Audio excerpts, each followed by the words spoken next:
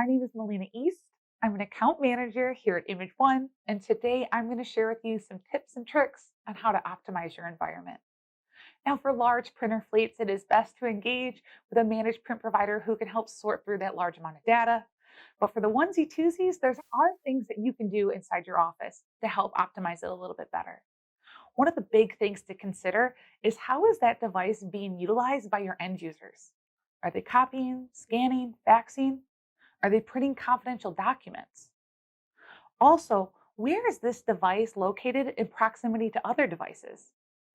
Often we'll find devices that are sitting one next to the other. This might be for a reason. So start asking the question why.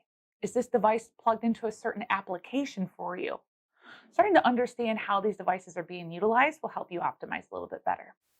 And then once you understand why and how those are being used, you're going to want to look at the meters for the devices and collecting usage reports. You can do this by onboarding a data collecting agent, or you can pull a usage report directly off the device itself. I would strongly recommend capturing at least 2 weeks worth of data to best understand how that device is being used on a monthly basis.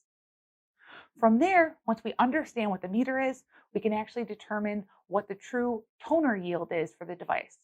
This will be printed directly on the toner box itself and help you understand the cost of the consumable and the overall cost to utilize that device. A good rule of thumb is that the larger the device is, traditionally, the lower the consumable cost will be for it.